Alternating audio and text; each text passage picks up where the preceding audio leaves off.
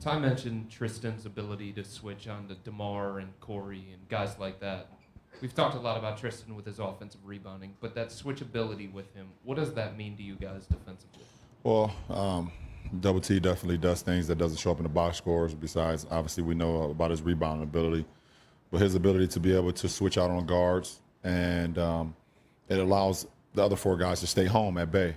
He made DeRozan take a couple contested shots, made Corey take some contested shots around the basket, and it allowed us to clean glass. So, his ability to be able to slide his feet versus guys that's shorter than him, guards, small forwards, whatever the case may be, it's big time for our ball club.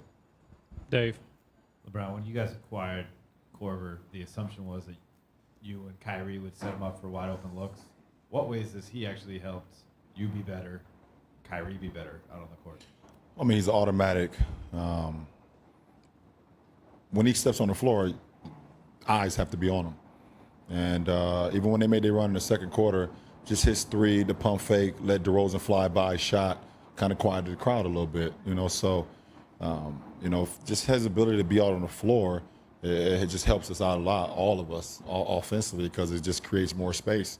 Like I said, from the time that we got him all the way to now, and as we continue to play, throughout the postseason, he's been huge for our ball club. Is there anything else? Michael. LeBron, Michael Grange here from Sportsnet. With Kyle Lowry out, what did you think the effort DeMar DeRozan put in, and what impact did it have on the game from your point of view? I'll say the post game. On the telecast, I think ESPN covered the game tonight. DeRozan was amazing. I mean, he gave everything that he had. We knew it's. If you watched the last series when he didn't have a field goal, he usually bounced back, and that's what great players do. They bounce back when they have games like, the game 2 game he had, and he was knocking down his mid range, and we're one of 30 teams or 29 teams that try to keep him off the free throw line. We weren't able to do that tonight, so he was in such a great groove, and for a scorer in our league, we just try to make it tough on him throughout the whole way and see if we can weather the storm. And I think, we did that in the fourth quarter. John. LeBron, John Schumann, NBA.com. Does taking care of business tonight signify a step forward at all for you guys, given sort of the inconsistencies in the regular season and some of the close calls in the first round? We just want to try to get better every game, and I think tonight we did that once again. We knew we was coming to a hostile environment. We knew they was going to give us everything they had, no matter who was in the lineup, and we just had to weather the storm. And then we didn't know if it was going to take, 36 minutes or 40 minutes, but we knew if we just played our game, we paid attention to our details, then we would have an opportunity to win the game. And I think we stuck to our game plan. It's close to 48 minutes once again, and we took another step forward. Jason. I know this is probably going to sound stupid, and you just got done talking about sweeps, and you're not focused on sweeps, but do you have to learn how to sweep a team, and how do you sweep a team? Because Kyle was saying earlier that he's been part of one seeds before, but he's not used to teams being part of a team that can sweep teams like you guys do. And whether or not you're focused on it or not, this team has obviously got a pretty good record of sweeping teams. How do you do that? Is that something you have to learn, or how do you go about that? No, it's definitely a different mindset. It's very difficult, because we're all prideful players, all 30 teams and 15 guys on it. We're all prideful. So, when you're back against the wall, you're playing for pride. You're playing for, the habits that you've built all year. So you become a very, very dangerous team. For myself, I don't know. I just focus on that game. I don't really think about the sweep. I don't really think about anything else besides how can I, as a leader of the ball club, put our guys in position to be successful. And if we're able to, stick with the game plan, if we're able to go out and play our game, either if it was Cavaliers basketball or Heat basketball, if we can do that to close to 48 minutes, we're going to give ourselves a good chance. And I've been a part of a couple sweeps. Marla. It seems like the way things are going now, like guys like JR and Shumpert and Korver are kind of doing something they're not used to doing. Like Korver can have a big game 1 every 7, and JR and Shumpert kind of the defensive stoppers at this point in their lives. Do you admire that it seems like kind of a sacrifice on their part. Well, I think all three of them are all capable of having a breakout game, and that's why they complement each other. It could be JR one game, it could be Shump one game. When JR got hurt in the first round, with the little nagging injury, Shump started the second half. It was Shump. Tonight it was Kyle. So to have those three shooting guards that's capable of not only doing it on one end, but also could do it on the other end, it helps our team out a lot. I knew personally that when we made the trade for JR and Shump that we was getting guys that would sacrifice and do whatever it took to win. Shump has the DNA of a defensive stopper, and I just had to challenge JR, and the team all challenged JR, and that's what he is now. Also a knockdown shooter.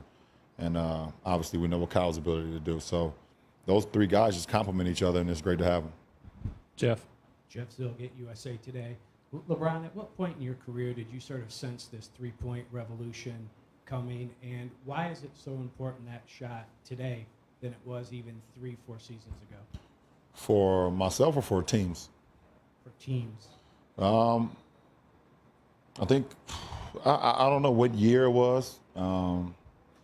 It helps when Tim Duncan is not around anymore, because that guy, I've competed against him for years and years and years, and you couldn't stop him. So, once teams figured out ways to just try to open the game up, and create opportunities for guys that can slash, then that means you have to have some shooting.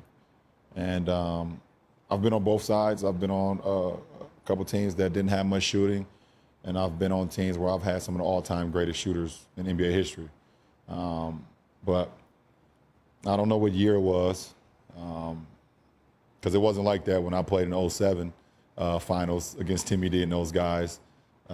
They had a ton more shooting than us. We didn't have much shooting. So, and then in 2012 when I'm in the finals again, then it's a whole different thing. So, but I'm not quite sure the year, Jeff. Got our last two, Joe in the back, then Dave up front. Joe Gabriel, Cavs.com. LeBron, 37 free throws last two games.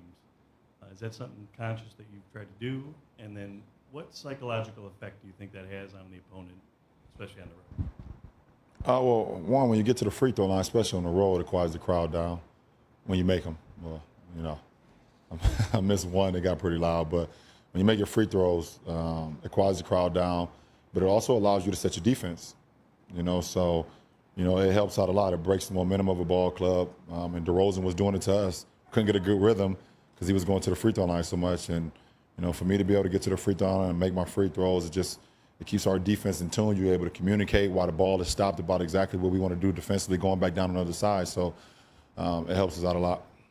Dave. LeBron, you had that left-handed, turnaround shot in the lane in the fourth quarter. What determines the amount you go to your left-handed? You're obviously a left-handed person, and how did you end up being a right-handed basketball player? How did that come about? I have no idea how I became a right-hand basketball player. I think it was probably Michael Jordan, Penny Hardaway, guys that I looked up to growing up. I seen those guys shooting righty. So I was like, I guess I shoot righty, but yeah, I'm pretty much a left-hand guy. I don't take many of those shots, but I'm capable of making those shots. I don't know. I work on my craft. I work on both hands. My little league coach, Frank Walker, told me if you can't make a left-hand layup, then you're not going to be much of anything of a basketball player. So he was the first one to teach me how to make a left-hand layup without even dribbling the ball. I just had to take 2 steps, get my feet right, left foot down, right foot down, and make a left-hand layup. And that was from the first practice I've ever had as playing organized basketball. And from that point on, I worked on it every single day. So, but I have no idea why I became a righty. I just thought, I guess, it looked cool until I got older, and I wish I was a lefty because those shots look a lot better than our righties. Appreciate it. Thanks, everybody.